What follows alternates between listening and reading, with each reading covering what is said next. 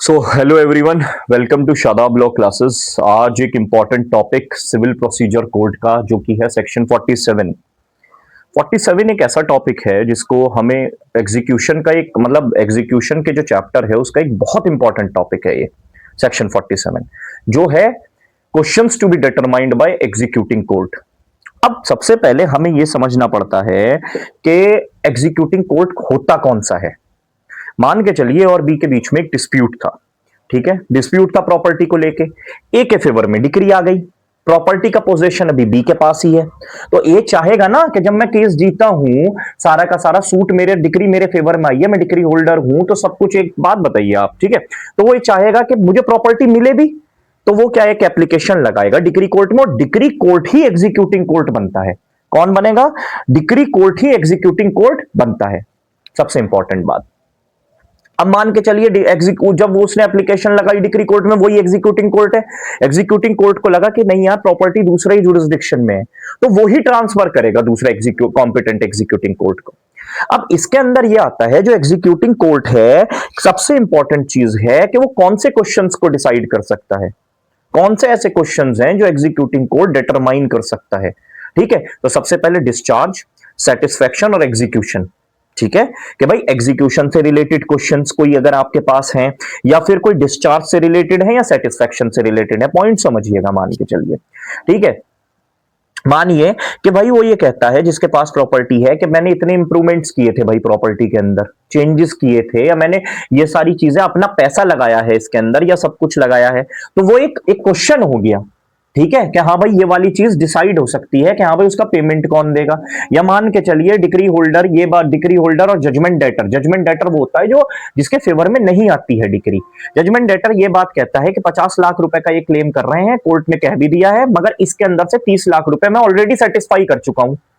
ये वाली चीजें, तो ये जो रिलेटेड क्वेश्चन है एग्जीक्यूशन, सेटिस्फैक्शन और डिस्चार्ज से रिलेटेड, हमेशा याद रखिएगा इसके लिए कोई सेपरेट सूट फाइल नहीं होगा।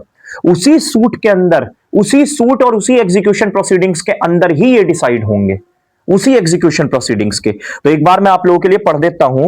All questions, section 47, yes please. All questions arising between the parties to the suit in which the decree was passed और the representatives and relating to the execution, discharge और satisfaction of a decree shall be determine the court executing the decree and not by a separate suit. तो they are clearly saying कोई separate suit नहीं, उसी suit के अंदर आपको determine करना है। ओके, नाउ सेकंड थिंग, सबसे इंपॉर्टेंट चीज, मान के चलिए अब ए के फेवर में डिक्री आ गई, मगर ए की डेथ हो गई।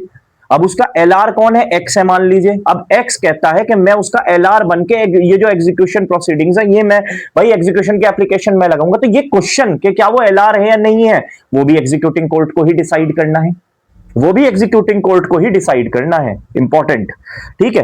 अब तीसरी जो इंपॉर्टेंट चीज आती है, जो एक्सप्लेनेशन नंबर 1 है, वो ये बात कह रहा है, बहुत इंपॉर्टेंट तरीके से समझिए इसे। मान के चलिए ए बी दो पार्टी है, उसमें ए बी ने सी के ऊपर करा था। अब कोर्ट ने क्या करा, बी के लिए सूट को डिसमिस कर दिया। ठीक है, बी के लिए सूट को डिसमिस कर दिया, मगर मान के चलिए कि कल को एग्जीक्यूशन प्रोसीडिंग्स के अंदर अगर कोई उसका इंटरेस्ट है, अगर बी का कोई इंटरेस्ट है, तो वो भी पार्टी बन सकता है, अपने इंटरेस्ट को क्लेम कर सकता है वहां पे और बोल सकता है। एक चीज हमेशा याद रखिएगा कि executing court can not go behind the decree. इसका सिंपल मतलब है, मैं फिर बोलता हूं, executing court can not go behind the decree. इसका मतलब यह है कि डिक्री मेरिट्स पे है, या डिक्री के अंदर क्या क्या एविडेंसेस थे, क्या थे, इससे मतलब नहीं है एग्जीक्यूटिंग कोर्ट को। वो डिक्री के, ये डिक्री कैसे डिसाइड हुई, इस पे क्वेश्चनिंग नहीं होगी। वो तो अगर डिक्री कैंसिलेशन का अगर आपको डालना है तो वहीं डालिए, वो तो अलग बात हो गई। मगर ये वाले क्वेश्चंस जो डिटरमाइन करेगा एग्जीक्यूटिंग कोर्ट, वहां यहां तो आप केवल इसलिए आइए कि अगर आपका इंटरेस्ट है या नहीं। इसीलिए एक्सप्लेनेशन नंबर 2 बनाई गई। एक्सप्लेनेशन नंबर 2 क्या है? ए और बी का मान के चलिए एक सूट चल रहा है, दौराने जो सूट है, दौराने दावा क्या करा बी ने सी को प्रॉपर्टी बेच रखी है, तो सी परचेजर है उसके अंदर, उसका भी इंटरेस्ट अफेक्ट हो रहा है, तो वो भी अपने क्वेश्चन को रेस कर सकता है कि बताइए इन दोनों के डिस्प्यूट में मेरी क्या गलती, मैं तो जेन्युइन सारे पैसे पे किए। ठीक है, विद ड्यू डिलीजेंस, मैं तो कोई मेलाफाइड इंटेंशन भी नहीं थी, ना मुझे पता था कि इन दोनों के बीच में कुछ है।